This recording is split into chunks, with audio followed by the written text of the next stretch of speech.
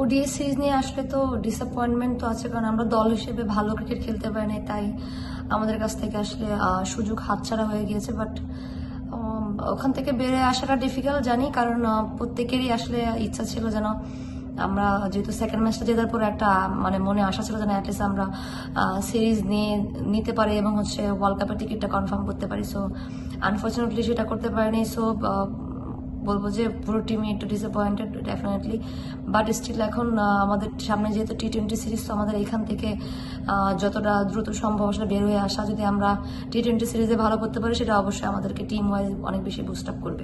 West Indies team আর যদি আমাদের টিমের ভিতরে পার্থক্য যদি আমি বলতে চাই, তাহলে অবশ্যই সেখানে প্রথম আসে যে তারা অনেক বেশি পাওয়ার হিটিং করতে পছন্দ করে এবং তাদের অনেক বলবো যে কিছু স্ট্রং প্লেয়ার যারা শুধুমাত্র টি-20 স্পেশালিস্ট অনেক বেশি, এবং তারা বড় বড় শর্টস খেলতে অনেক বেশি অভ্যস্ত, কারণ তারা বিভিন্ন জায়গায় বিভিন্ন রকম ভাবে ফ্র্যাঞ্চাইজি খেলে এবং তারা বিভিন্ন কন্ডিশনে টি-20 ফরম্যাটটাই বেশি খেলে এবং তারা টি-20 বলবো যে অনেক বেশি বলবো যে ম্যাচগুলোতে অনেক বেশি ভালো করে এবং রিসেন্টলি তারা টি-20 ওয়ার্ল্ড কাপে অনেক বেশি ভালো করেছে। সো এদিক থেকে তো আমি বলবো যে এই পার্থক্যটা তা আছে। ওডিআই সিরিজের পরে এখন দেখেন আমার কাছে যেটা সব থেকে বেশি মনে হয় যে টিম ওয়াইজ আমাদেরকে কম্প্যাক্ট ক্রিকেট খেলাটা এখানে, কারণ যেহেতু উইকেট ভালো এবং প্লাস আর সব থেকে বড় কথা যে টিম যে আসলে বলবো যে একটু মোরালি ডাউন আছে সেখান থেকে বেরোয় আসতে হলে টিম ওয়াইজ আসলে আমাদের একটা ভালো রেজাল্ট করতে হবে।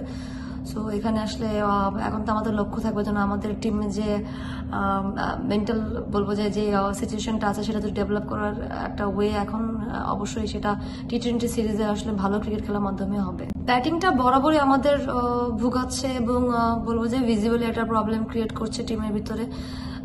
প্লেয়াররা যথেষ্ট পরিমাণ প্র্যাকটিস করতেছে বা সুযোগ পাচ্ছি আমরা সবাই, বাট আনফর্চুনেটলি সেটা আসলে ম্যাচে পারফরমেন্সে রূপান্তরিত হচ্ছে না। সো এটা আসলে অনেক টেনশনের বিষয়। আর সেকেন্ড হচ্ছে স্ট্রাইক রেটের একটা বিষয় থাকে, কারণ টি-20তে স্ট্রাইক রেটটা অনেক বেশি ইম্পর্টেন্ট, কারণ আপনি যদি অ্যাটলিস্ট 100 স্ট্রাইক রেট মেনটেন না করেন বা kind of team West Indies তাদের এগেনস্টে যদি আপনি 140+ রান না করেন বা 140 রান না করেন, তাহলে সেই ক্ষেত্রে আসলে ম্যাচ আসলে জেতার সম্ভাবনাটা অনেক বেশি কমে যায় এবং কম্পিটিটিভ ক্রিকেটও খেলা যায় না।